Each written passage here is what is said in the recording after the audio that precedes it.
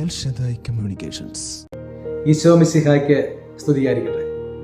വിശുദ്ധ കുർബാനയിലുള്ള യേശുക്രിസ്തുവിന്റെ നിറസാന്നിധ്യം ലോകത്തെ അതിശയിപ്പിക്കുന്ന ഒന്നാണ്.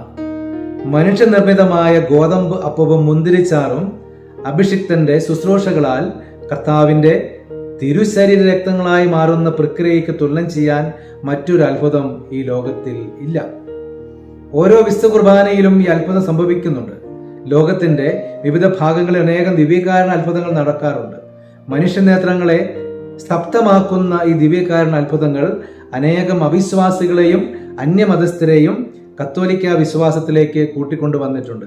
എന്നിരുന്നാലും വിശുദ്ധ കുർബാനയിൽ സന്നിഹിതനായ യേശുവിനെ ആഴമായി വിശ്വസിക്കാത്ത അനേകരുണ്ട് എന്നത് ഏറെ വേദനിപ്പിക്കുന്ന ഒന്നാണ്. ഓരോ ദിവ്യകാരണ അത്ഭുതങ്ങളെയും ശാസ്ത്രീയപരമായ ഗവേഷണങ്ങൾക്ക് വിധേയമാക്കിയാണ് അംഗീകരിക്കുന്നതെങ്കിലും ഓരോ വിശുദ്ധ കുർബാനയിലും അപ്പവും വീഞ്ഞും യേശുവിന്റെ തിരുശരീര രക്തങ്ങളായി രൂപപ്പെടുന്നുണ്ടെന്ന സത്യം സഭ അതിന്റെ പാരമ്പര്യത്തോട് ചേർത്ത് മുറുകെ പിടിക്കുന്നു. മനുഷ്യന്റെ നഗ്നനേത്രങ്ങൾ കൊണ്ട് കാണാവുന്ന നൂറുകണക്കിന് ദിവ്യകാരണ അത്ഭുതങ്ങൾ ലോകത്തിന്റെ വിവിധ ഭാഗങ്ങളിൽ നടന്നിട്ടുണ്ട്. ഈ നാളുകളിൽ നമ്മുടെ അതിരൂപതയായ തലശ്ശേരി രൂപതയിലെ കണ്ണൂർ ജില്ലയിലെ വിളക്കന്നൂർ ഇടവകയിൽ വിശുദ്ധ കുർബാന മധ്യേ തിരുവോസ്തിയിൽ ഈശോയുടെ തിരുമുഖം കാണപ്പെട്ട അത്ഭുതം ഇതുപോലെ ദൈവം അനുവദിച്ച ഒരു അത്ഭുതമാണ്. ഇന്ത്യയിലെ തന്നെ ആദ്യ ദിവ്യകാരണ അത്ഭുതമായ ഈ സംഭവത്തെ സ്ഥിരീകരിക്കുവാനായി ഇത് നടന്നതിന് ശേഷം വത്തിക്കാൻ 13 വർഷം എടുത്തു എന്നത് തന്നെ ഈ അത്ഭുതത്തിന്റെ ആധികാരികതയെ ചൂണ്ടിക്കാണിക്കുന്നു. സവിശേഷ പഠനങ്ങളും ശാസ്ത്രീയമായ പരീക്ഷണങ്ങളുമെല്ലാം നടത്തിയ ശേഷം ഈ അത്ഭുതത്തിൽ സത്യവിശ്വാസത്തെ പോഷിപ്പിക്കുവാൻ ഉതകുന്ന കാര്യങ്ങൾ മാത്രമേ ഉള്ളുവെന്നും വിശ്വാസ വിരുദ്ധമായത് ഒന്നുമില്ല എന്നും കണ്ടെത്തിയ പഠനത്തിന്റെ വെളിച്ചത്തിലാണ് വിശ്വാസ തിരുസംഘത്തിന്റെ കാര്യാലയം വിളക്കന്നൂരിലെ ഈ അത്ഭുതം സ്ഥിരീകരിച്ചത്. നമുക്ക് ദൈവത്തിന് നന്ദി പറയാം. 13 വർഷത്തിന് ശേഷവും ഇന്നും ആ തിരുവോസ്തി അപ്രകാരം തന്നെ ആയിരിക്കുന്നു. തലശ്ശേരി രൂപതാംഗമായ ബഹുമാനപ്പെട്ട തോമസ് പതിയിലച്ചൻ വിശുദ്ധ ബലി അർപ്പിച്ച വേളയിലാണ് തിരുവോസ്തിയിൽ ഈശോയുടെ തിരുമുഖം തെളിഞ്ഞു വന്നത്. ആ അച്ഛൻ പറഞ്ഞ വാക്കുകൾ വളരെ ശ്രദ്ധേയമാണ്.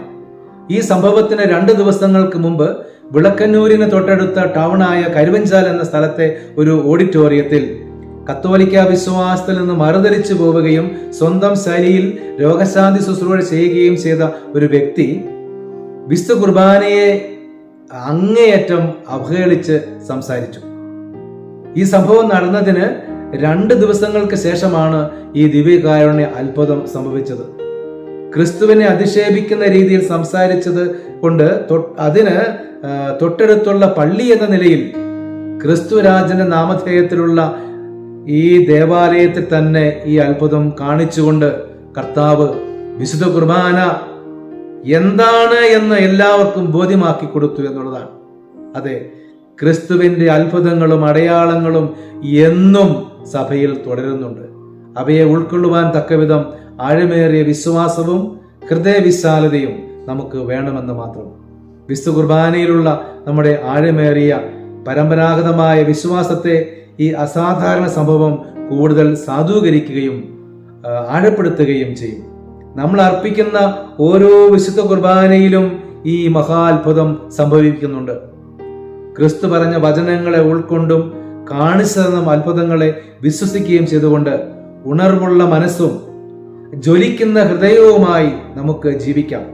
വിശുദ്ധ കുർബാനയെ നമുക്ക് കൂടുതൽ സ്നേഹിക്കാം, നമ്മുടെ നെഞ്ചോട് ജീവിതത്തോട് ചേർക്കാം. വിശുദ്ധ കുർബാനയിലുള്ള വിശ്വാസത്തിലും ഭക്തിയിലും നമുക്ക് കൂടുതൽ ആഴപ്പെടാം. നല്ല ദൈവം കൂടെ ഉണ്ടാകട്ടെ. ദൈവം നമ്മെ എല്ലാവരെയും അനുഗ്രഹിക്കും.